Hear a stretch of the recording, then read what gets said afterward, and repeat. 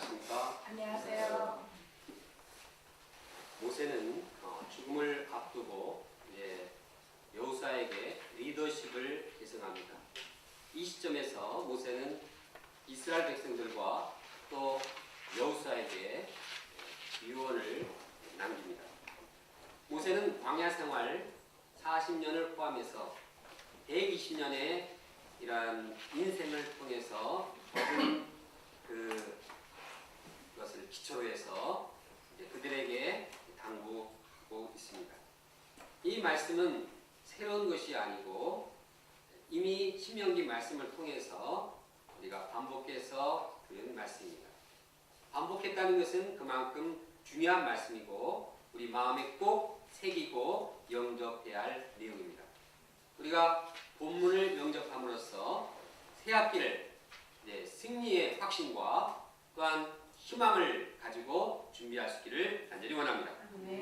첫째, 여호와께서 그들을 넘기시리라. 모세는 자신이 은폐할 시간이 가까이 왔음을 온 이스라엘에게 알렸습니다.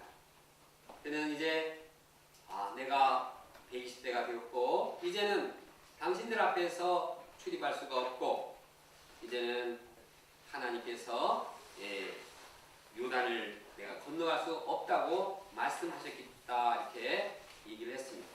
사실 모세는 요단을 건너서 이스라엘의 가나안 땅에 들어가고 싶었습니다. 그러나 그는 하나님의 말씀에 순종해서 이를 건너가지 않고 여기에 머물게 됩니다. 또 이스라엘 백성들과 작별을 하게 됩니다. 그의 마음에는 서운한 감정을 갖게 되었을 것입니다. 그러나 그는 자기 감정에 매이지 않고 이스라엘 백성들을 향한 그 마음으로 가득했습니다. 그들의 장래에 어떻게 해야 할 것인가, 그들을 떠나지만 그들을 위해서 말씀을 주고 있습니다. 한편 이스라엘 백성에게서는 새로운 전환점이 되었습니다.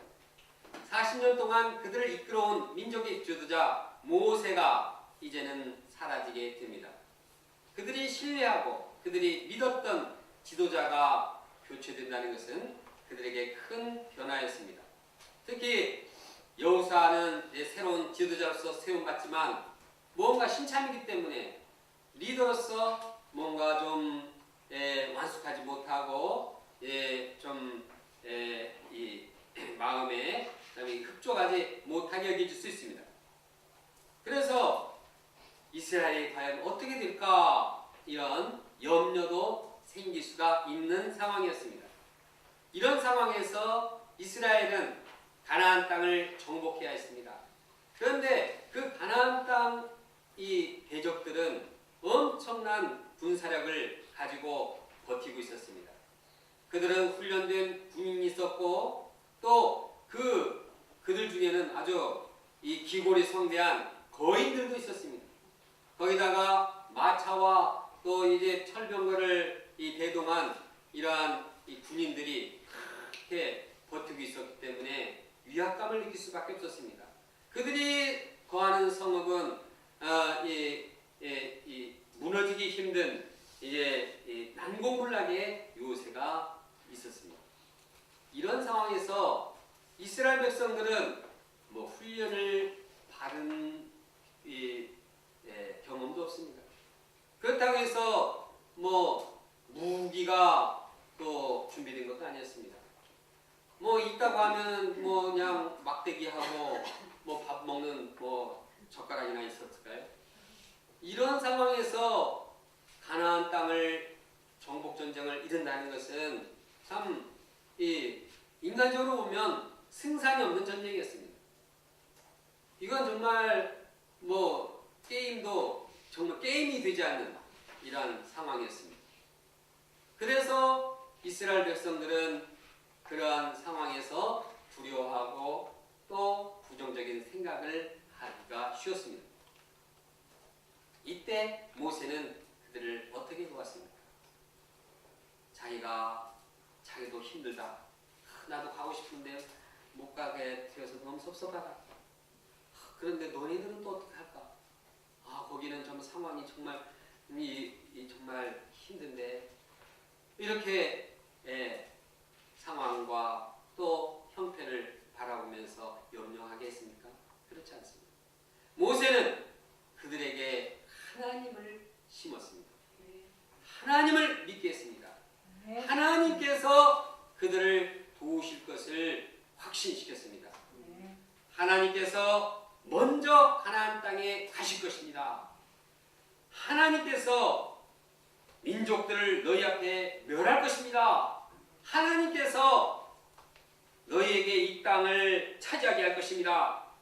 모세는 하나님께서 일하시고 하나님께서 그들을 대적들을 물리칠 것을 확신시켰습니다.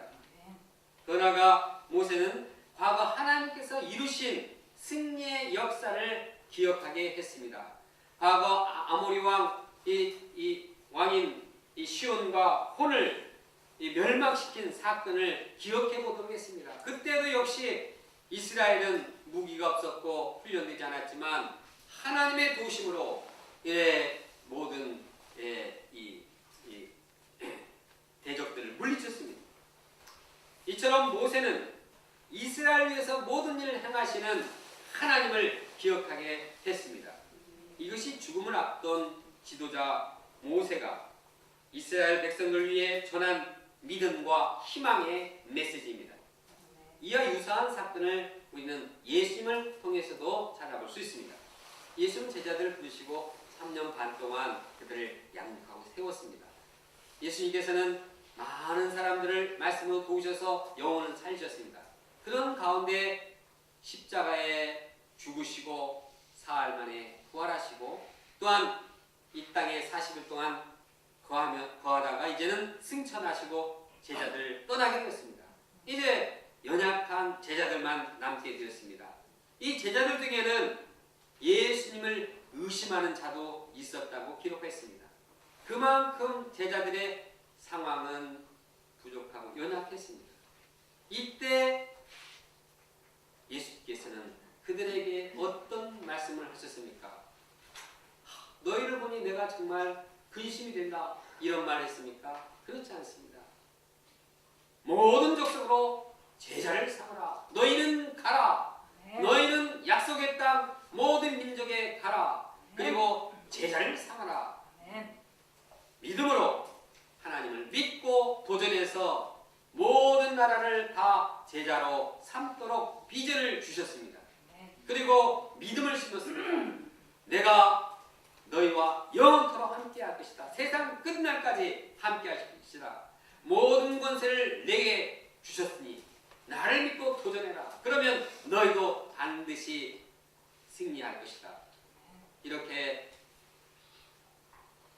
예수님께서는 그들에게 믿음을 심으로 그들의 연약함, 그들의 마음을 강하게 하고 그들을 새롭게 하셔서 도전하게 하셨습니다. 주님께서 고맙길 시작하는 우리에게도 역시 동일한 말씀을 주십니다. 하나님께서 너희보다도 먼저 캠퍼스 땅에 건너가실 것이다. 우리가 캠퍼스에 가면 우리가 캠퍼스를 움직이는 것이 아니라 하나님이 먼저 그 땅에 가서 일하신다는 얘기입니다. 하나님께서 죄와 사탄의 권세를 멸하실 것이다. 우리가 어떻게 죄와 사탄의 권세를 물리칠 수가 있습니까? 양들의 죄 문제커녕 우리 마음에 있는 죄도 해결할 수 없습니다. 그러나 하나님께서는 양들의 내면에 있는 죄까지도 멸하실 것입니다. 하나님께서는 너희에게 캠퍼스를 차지하게 할 것이다. 하나님께서 새 양들을 너희에게 넘기실 것이다. 이것이 우리에게 주시는 약속의 말씀입니다. 우리가 이 말씀을 마음에 깊이 영접해야 하겠습니다. 우리가 바라봐야 할 것은 궁극적으로 사람이 아닙니다. 리더도 아닙니다. 상황도 아닙니다. 무엇입니까?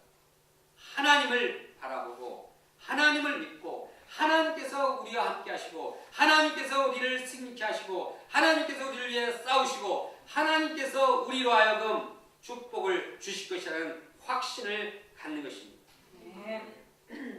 하나님께서 우리를 도우셔서 양들의 마음도 변화시키실 것입니다. 우리가 캠퍼스 제자 양성을 이룰 때 하나님을 믿고 하나님께 소망을 두고 나가길 원합니다. 캠퍼스 개척뿐만 아니라 우리가 우리 앞에 놓인 많은 어려운 문제들을 하나님을 믿고 도전하기를 원합니다. 우리가 살면서 얼마나 많은 어려움에 봉착하게 됩니까? 우리의 인생이 얼마나 힘들고 어려운 위기가 많이 있습니까? 물질 문제도, 건강 문제, 자녀 문제, 결혼 문제, 진로 문제, 여러 가지 우리가 해결할 수 없는 많은 문제들에 봉착할 수 있습니다.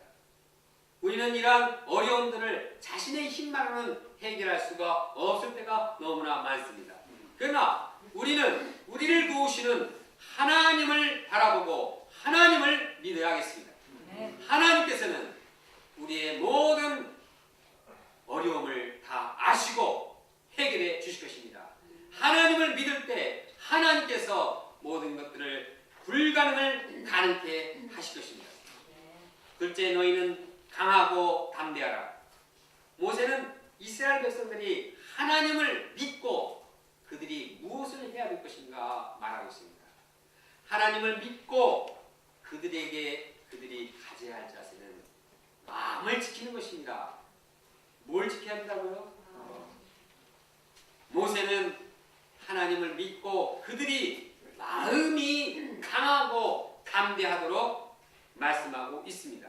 너희는 강하고 담대하라. 두려워하지 말라. 그들 앞에서 떨지 말라.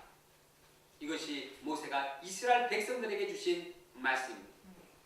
또한 후계자인 여호수아에게도 말하고 있습니다. 너는 강하고 담대하라.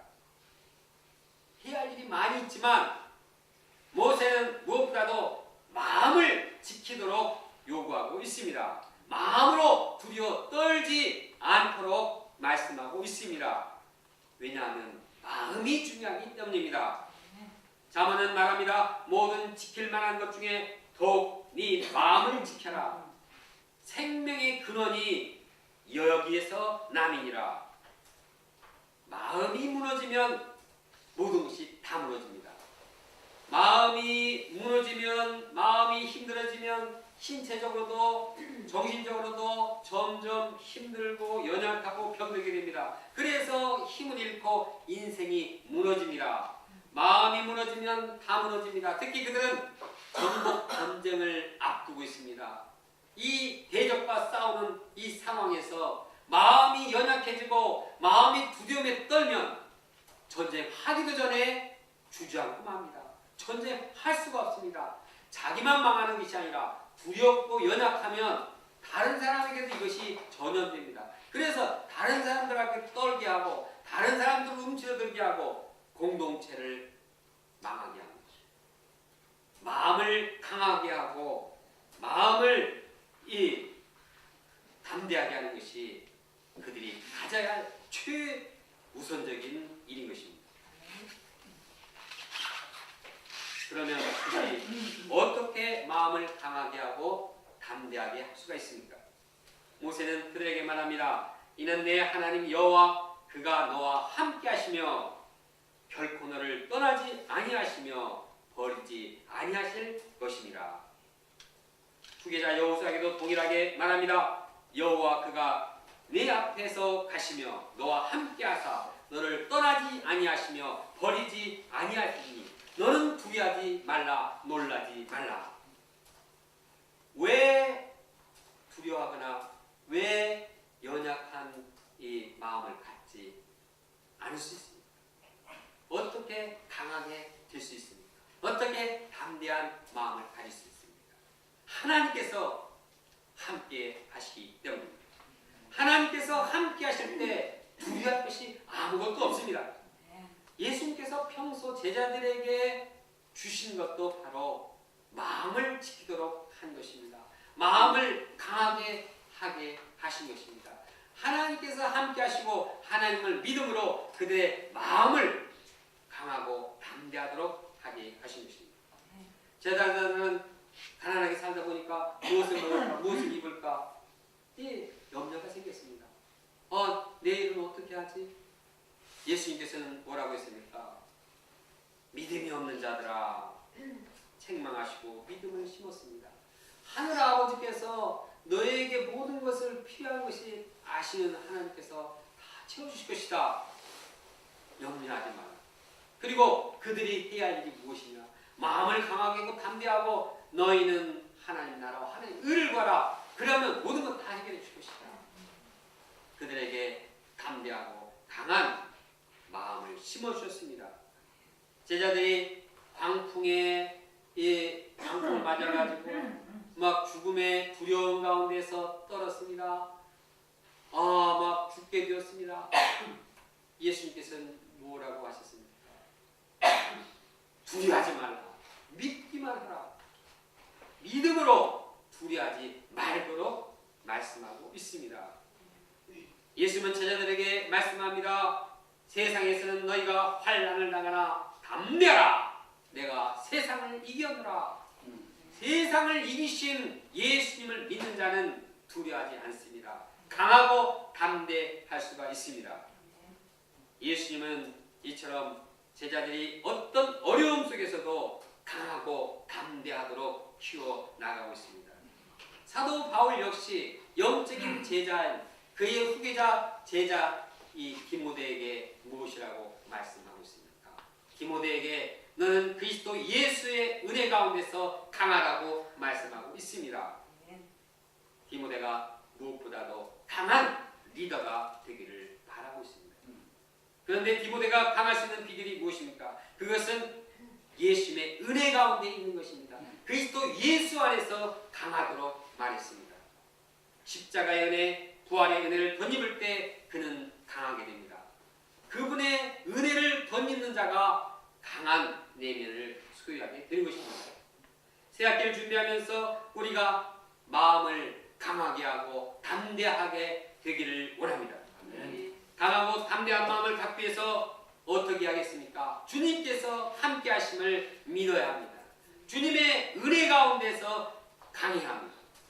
우리가 상황을 바라보고 사람을 바라보고 부정적인 생각을 하고 염려하고 마음이 그렇게 하면 약해집니다.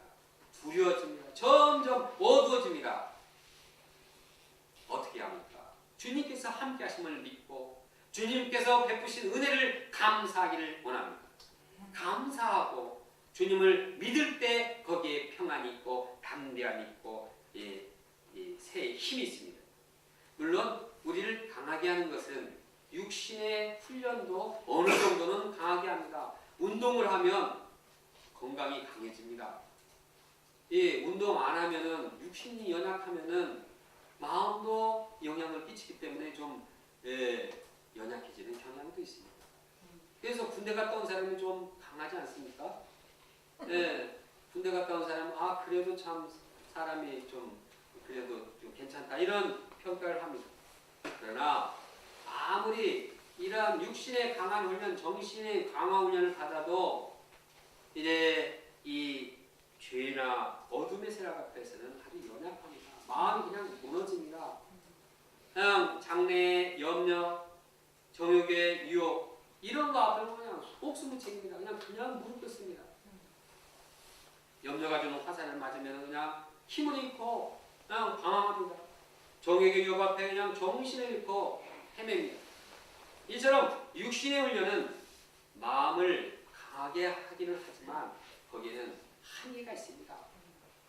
어떻게 이 죄와 이 사단이 주는 그런 화살 앞에는 그냥 완전히 다 무너집니다. 어떻게 합니까? 우리가 진정으로 마음을 강하게 하고 담대하게 하는 것은 주님이 함께 하심을 믿고 주님의 은혜를 항상 기억하는 것입니다. 그러면 두려움이 사라집니다. 그러면 부정적인 생각에 빠지지 않습니다. 하나님께서 함께 계시고 하나님께서 나에게 은혜를 베푸시고 베스트 웨이로 인도하시는 그런 확신이 있을 때 우리는 두려워하지 않습니다. 연약해지지 않습니다. 저는 말씀을 묵상하면서 말씀을 영접할 때 마음에 평강이 있습니다. 왜냐하면 말씀 가운데서 하나님께서 어떤 분을 알고 또 하나님께서 나를 위해서 어떻게 일하시는가를 알기 때문입니다. 그렇기 때문에 저는 말씀을 깊이 영접할 때 심령의 평화가 있고 강한 마음을 회복하게 됩니다. 기도할 때 마음의 평안이 있고 용기를 얻습니다. 죄의 유혹을 물칠 수 있는 마음의 힘이 생깁니다.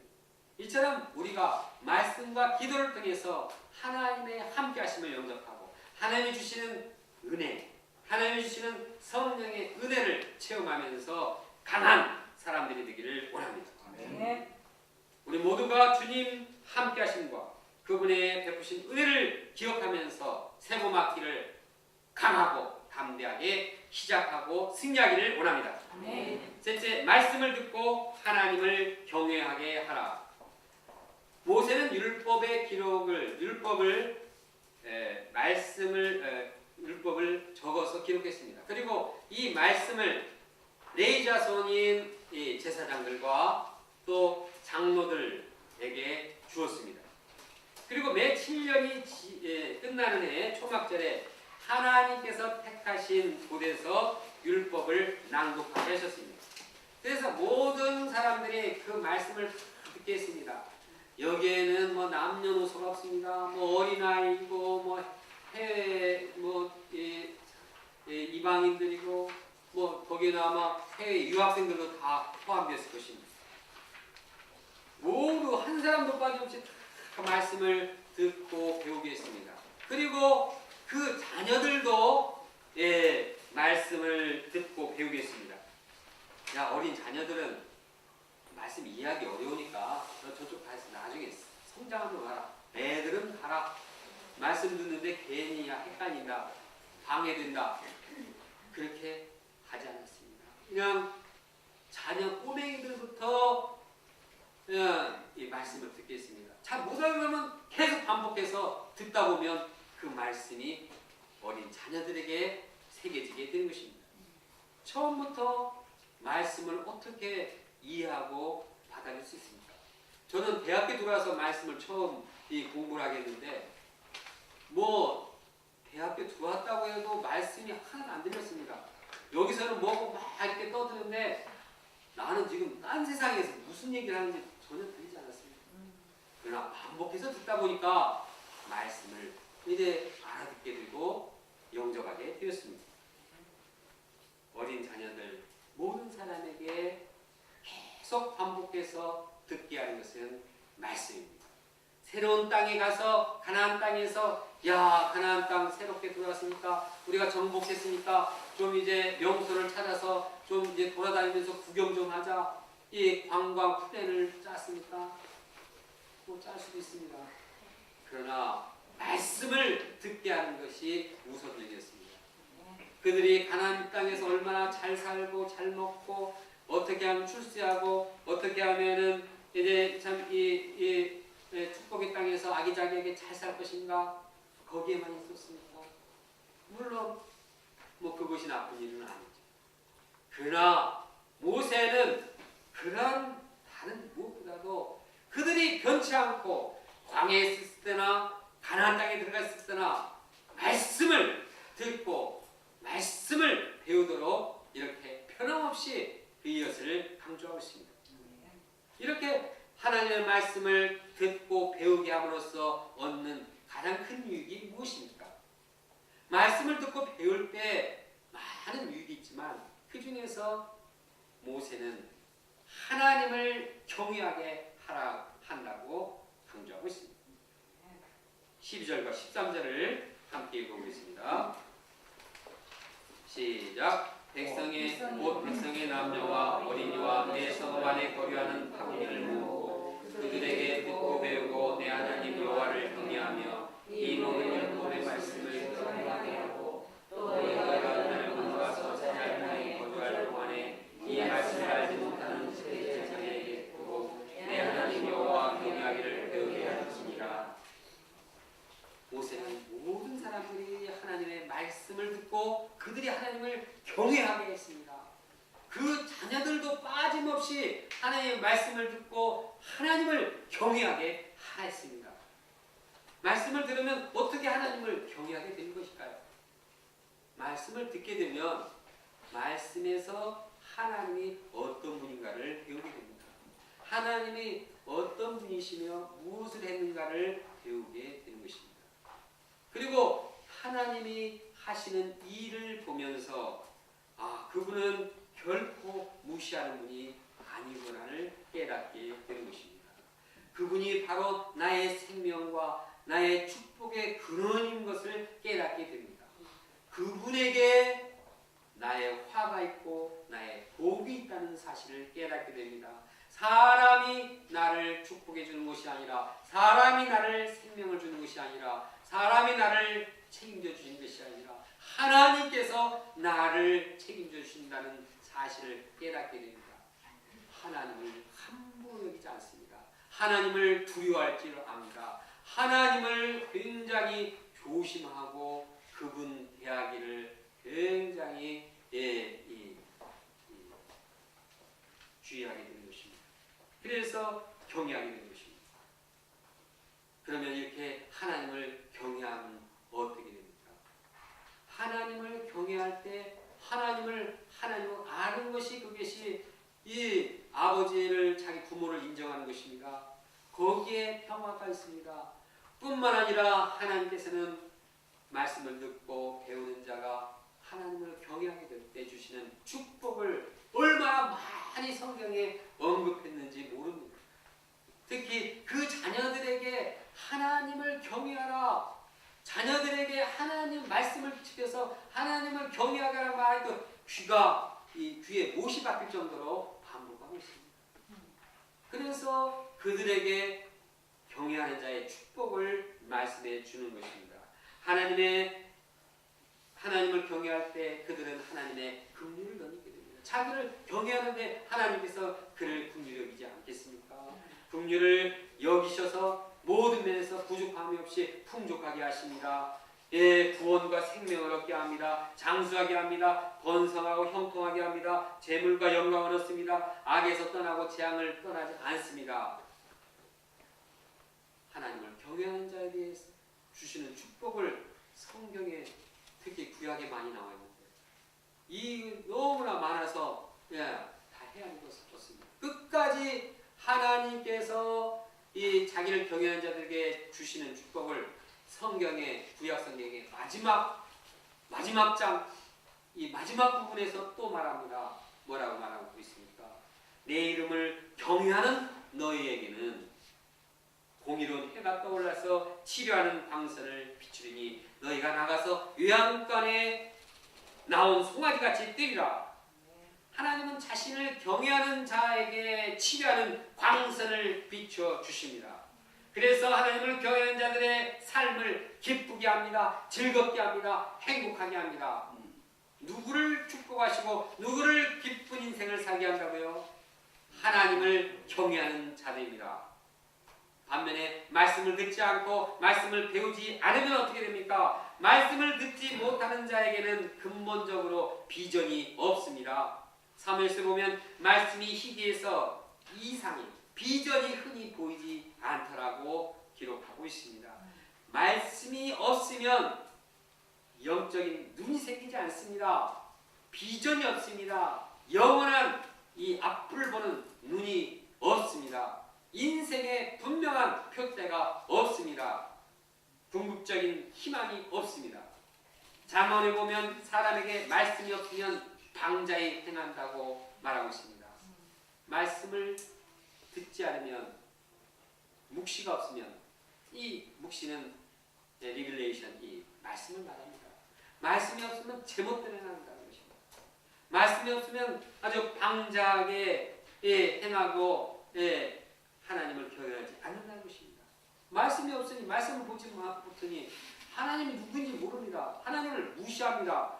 하나님을 두려워하지 않습니다. 하나님을 함부로 여깁니다. 이렇게 되면 그 인간은 행복 끝입니다. 불행 시작입니다. 예레미야서는 말씀합니다. 그런즉 네 하나님 여호와를 버림과 내 속에 나를 경외함이 없는 것이 악이요 고통인 줄 알라. 주 만군의 여호와의 말씀입니다. 하나님을 경외하는 그 마음이 없는 것이 곧 고통이요, 그것이 악이요 결국은 그로 인해서 하나님부터 저주와 심판을 받는 것입니다. 그러므로 우리가 어떻게 기쁘고 행복한 삶을 살 수 있습니까? 어떻게 우리 자녀들이 행복한 삶을 살 수 있습니까? 돈을 많이 벌어야 합니까? 좋은 학교에 가게 하는데 그냥 온 힘을 다해야 합니까? 세상에 출세를 시켜야 합니까? 물론 그것이 나쁜 것은 아니지만 그것은 행복의 절대 기준이 아닙니다. 그것은 인생의 즐거움의 기준이 아닙니다. 우리가 행복하게 사는 길은 하나님의 말씀을 배우고 하나님을 경외하는 것입니다.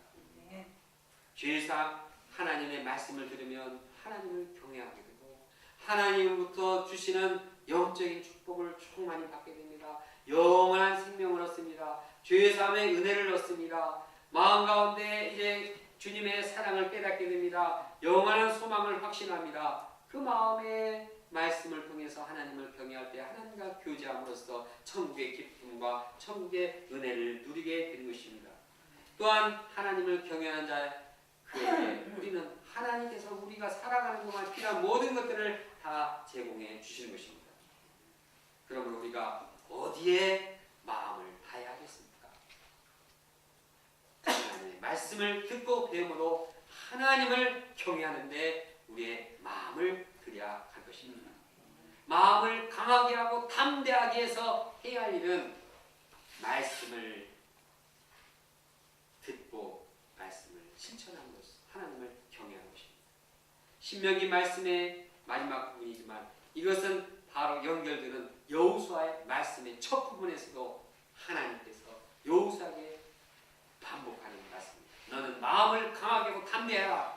내가 주는 율법의 말씀을 지켜 행하면 모든 것 다 형통하게 하시겠다고 약속하고 계십니다.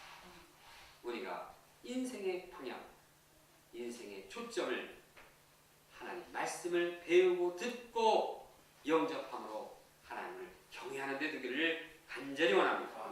그래서 축복된 생활을 할 수 있기를 원합니다. 결론적으로 모세는 자신의 죽음을 앞두고 이스라엘 백성들을 위해서 유언을 합니다. 그들이 하나님을 믿고 하나님의 도우심을 믿고 승리의 확신 가운데 정복전쟁에 임하게 합니다. 그들이 마음을 강하게 하고 담대히 하도록 격려하고 있습니다. 그리고 그들이 어떤 환경에서도 다른 무엇보다도 말씀을 듣고 배움으로 하나님을 경외하게 했습니다. 이 말씀을 우리가 우리에게 주는 말씀으로 영접하기를 간절히 원합니다. 다 같이 12절 13절 말씀을 함께 읽겠습니다. 시작.